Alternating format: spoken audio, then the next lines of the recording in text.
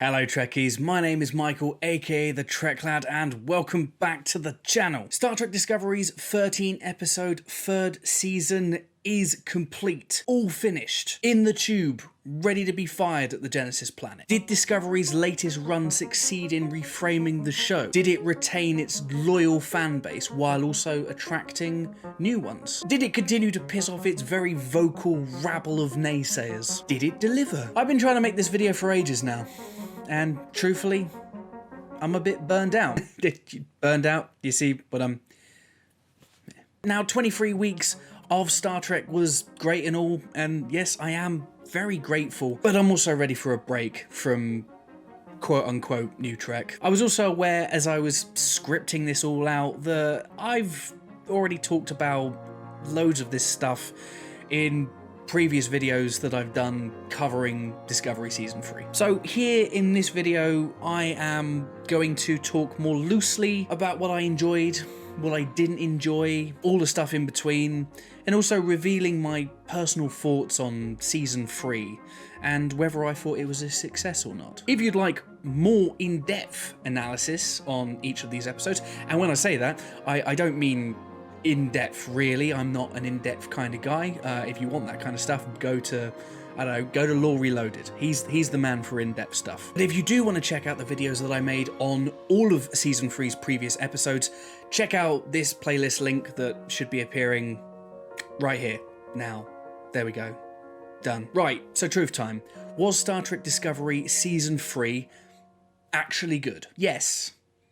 Yes, it was, with lots of caveats. Moving the show into the 32nd century was a wise decision, and in more than just one way. For the showrunners, the reframing removed the burden of continuing to wedge Discovery into established continuity. I didn't mind Discovery's original setting, but I think even the most hardened Discovery fan would admit that it was pretty difficult to reconcile what we were seeing each and every week with what we already knew about the universe in that time and era. Now set far beyond anything that we've seen in the Trek universe up to this point, Michelle Paradise, Alex Kurtzman and co. now have an entirely new sandbox to play in. A sandbox completely free of any cat shit or any other shit from anything else that shits in a sandbox. This new pressure alleviating freedom also had an impact on what we saw on screen, with a renewed sense of optimism far more apparent in the faces of our crew. Everyone just looked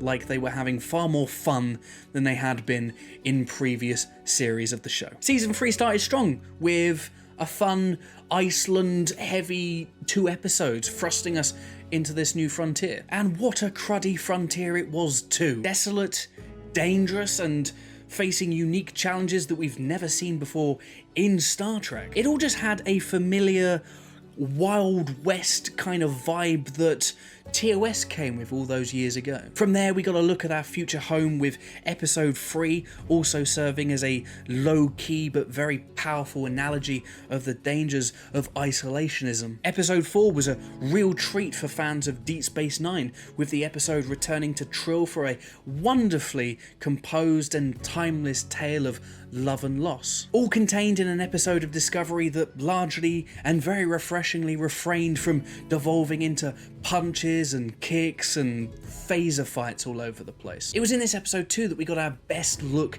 at Adira, played by Blue DeBarrio, Star Trek's first non-binary character, as well as their Trill boyfriend Gray, played by Ian Alexander, Star Trek's first regular trans character. Representation has always been an important core component of Star Trek, but in the past, some of its representation has come across as a little obligatory. This never felt like that to me, with Adira and Gray being beautifully realised and brought to screen by 2 very talented young actors. Newcomers that will hopefully go a long way in giving members of the fan community new and relatable heroes to latch onto. Bravo, Star Trek. Episode 5 and the reintroduction of Starfleet and the Federation is easily my favourite of the season's run, and probably my favourite episode of Discovery to date. Die Trying has a lot to pull off in just a short hour, but it succeeds, giving us tantalising glimpses of new ships, introducing us to crucial new characters like the best Admiral of all time, while also progressing the core mystery of the season and still telling its own contained story at the same time. It's a terrific hour of TV. It's exciting, it's tense, it's funny, and it's genuinely moving at times as well. This is a rare episode of Discovery that I will happily sit down and rewatch time and time again. 5 episodes in, and I am loving this new Discovery. Yeah, the Burn mystery is plodding along a little too slow, but with strong individual episodes that actually feel episodic while still part of a bigger story, was just a welcome change to the show's old format. The show just felt smarter too. Sure, there were still imperfections, like the show's continued lack of leaning on headier sci-fi concepts in favour of more grounded and emotional stuff, but it was working. I particularly loved Detmer's mental health arc, and also the way that Wilson Cruz's excellent Dr. Kolber was starting to become a more prominent member of the crew. From episode 5 onwards, the season fell off a bit for me. Not a total wheels coming off kind of fall off, but I did feel a considerable dip in quality as the season attempted to add an adversary to the equation. Forming a large part of episodes 6 and 8's narrative, we were introduced to Adira, leader of the Emerald Chain, the organisation that we had seen brief glimpses of in episode 1. Adira and the Emerald Chain actually had a lot of potential. As a dark mirror for both Admiral Vance and the Federation respectively, we could have been introduced to the Chain as a more benevolent organisation, one that rewards skill and hard work with a better life, away from those salvage yards and slavery. We could have been introduced to Adira as someone who, while clearly someone morally questionable, was manoeuvring in a way that she was to try and maintain the illusion of the Chain, the illusion of paradise for people like Kenneth Mitchell's Aurelio. Stuff like this, presented earlier in the season, would have given our antagonists some much needed depth, and for us, the audience, some understanding of their motivations for what they would go on to do. But we didn't get that. We got Adira feeding her nephew to a monster in the very first shot, leading a faceless horde of BDSM robot people. Any development that Adira and the Chain got came in the season's penultimate episode, and by then it was just too little, too late. Better development for Adira and the Chain as a whole would have just gone a long way in giving the politics of this new 32nd century setting a much needed sense of depth, but it wasn't to be. Wedged in between all this nonsense was Unification 3, by far the season's most anticipated episode, but one that left me pretty cold. Now, while I liked the development of Vulcan and Romulus and the continuation of TNG's Unification 2-parter, we just didn't see enough of this for my liking, with only a hand of representatives that never really felt to me like fleshed out characters. Taking up all the time in this episode instead was Burnham and her long lost mother, who, while not completely unlikely, had ended up on Ni'Var, becoming one of Picard's warrior ninja nun people. Now, it was just a bit meh. It had a lot of potential, but I felt it didn't live up to that. It didn't live up to my expectations. It just didn't do it for me. And that's despite the show's first use of one of my favourite tropes in Trek. Yes, the courtroom drama. Now, while all this was going on, we also had to contend with Discovery's resident rogue.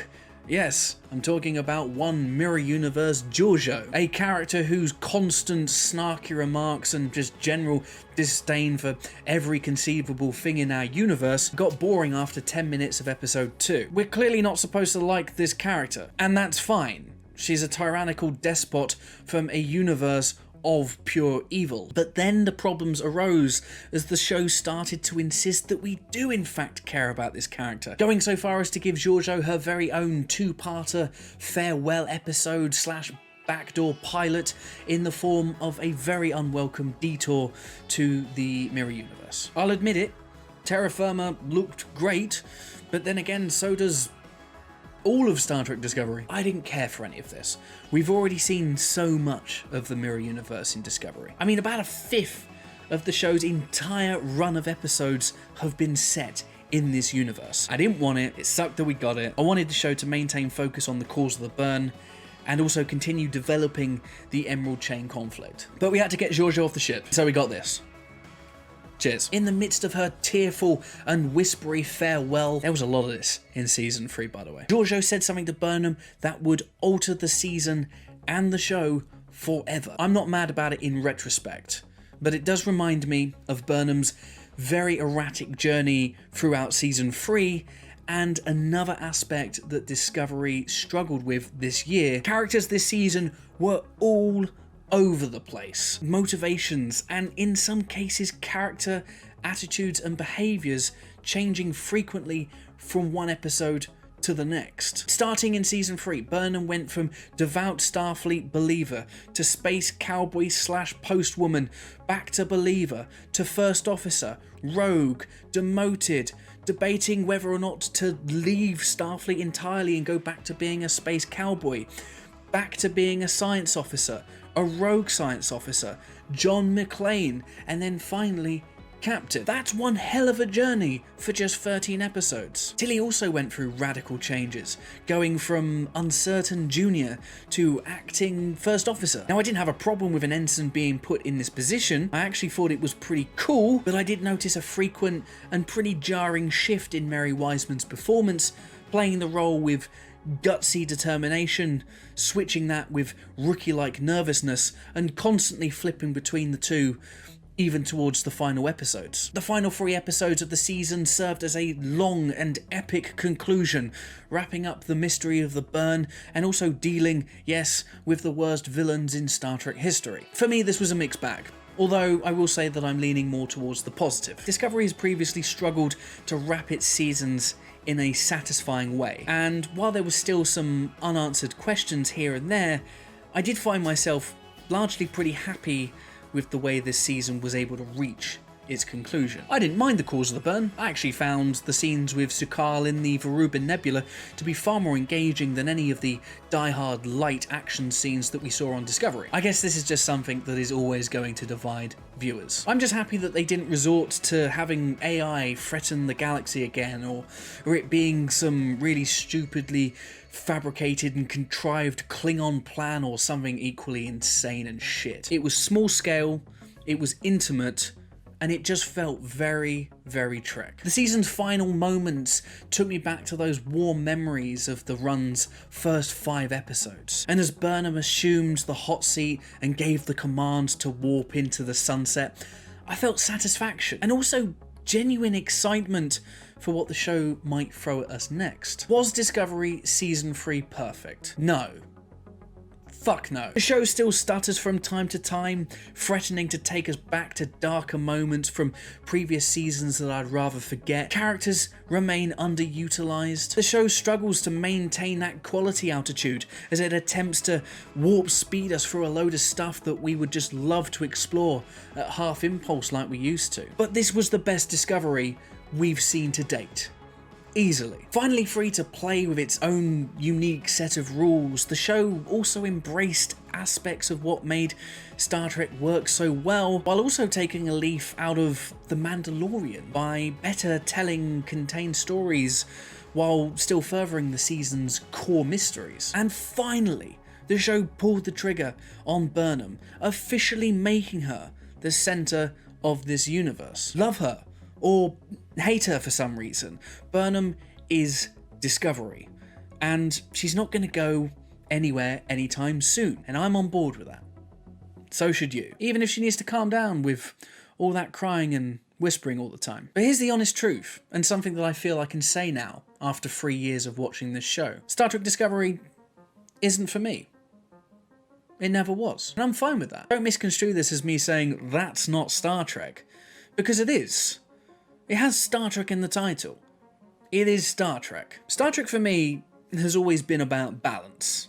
It's a balance between technology, space, and the exploration of the human condition. Of all the shows and all the movies that we've gotten since the show's official debut in 1966, Discovery feels the least balanced. It's a show that favours telling stories about that final component, the human component. It's more at home in its melodrama than it is exploring some sort of spatial anomaly. And I think ultimately it's this lack of balance that lets the show down. Discovery, at least to me, has never felt special.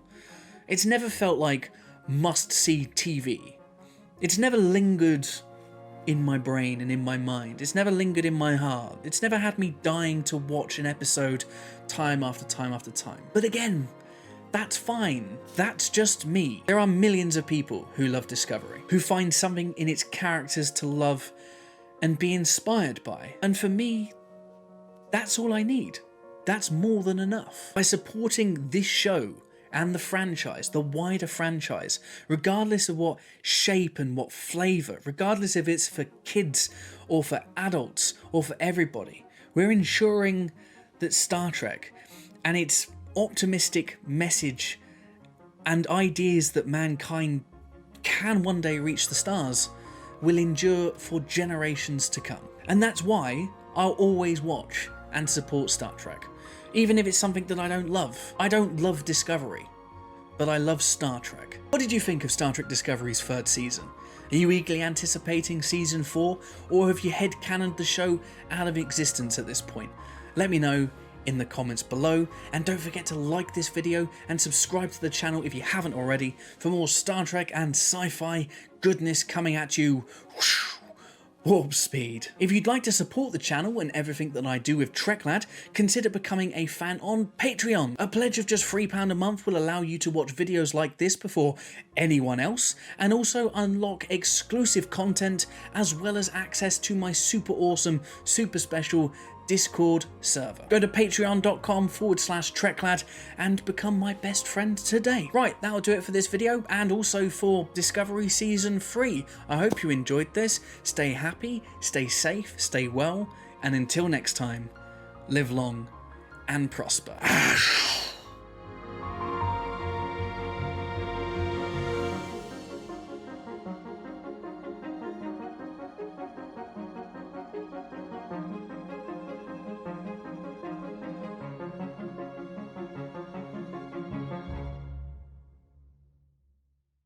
Wait, I didn't even talk about Saru and how much I love Saru and how much I love Doug Jones.